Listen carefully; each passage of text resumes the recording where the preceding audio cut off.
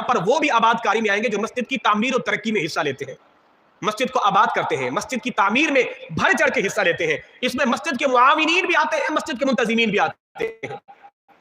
ہمارے بزرگ فرما رہے تھے کہ آج کل تو لوگ مسجد کے معاملات میں دلچسپی لیتے نہیں ہیں، اور اگر کوئی لے بھی لے تو لوگ اس کو چھوڑتے بھی نہیں ہیں.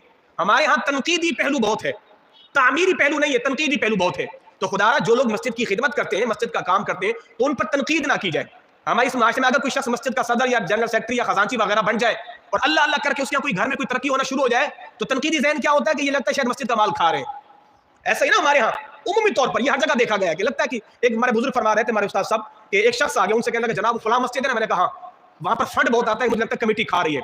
اچھا تو فرماتے ہیں کہ آپ نے مسجد میں کوئی چندہ دیا ہے؟ کہا میں نے بھی دیا تھا. کہا چلو پھر ایسا کرتے ہیں آپ کے چندہ وصول کر کے آتے. کہا کہ نہیں میں نے تو دے دیا ہے. تو کہا بھائی جب تو نے دے دیا تو پھر دے دیا ہے. اگر تو نے چندہ دیا ہے اور تو یہ لگتا ہے کہ چندہ استعمال نہیں ہوتا، آج پھر تیرا چندہ وصول کر لیتے. کہا کہ نہیں میں تو ایسے بول رہا تھا. تو یہ جو تنقیدی پہلو ہوتے ہیں نا، یہ اوروں کے لیے حوصلہ شکن کا جو ہے وہ سامان کرتے ہیں.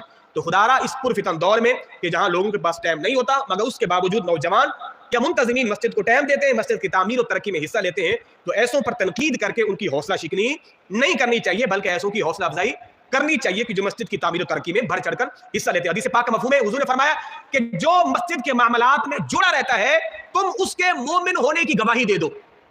کتنی پیاری حدیث ہے کہ جو مسجد سے جڑا ہوا ہے نا، وہ چاہے تعمیر و ترقی کے حوالے سے ہو یا نمازیوں کے حوالے سے ہو، اس کے مومن ہونے کی ہر ایک بندہ گواہی دے دے. کیوں؟ یہ مسجد سے جڑا ہوا ہے، یہ مسجد سے جڑا ہوا ہے. تو خدا را اپنے آپ کو مسجد سے جوڑو.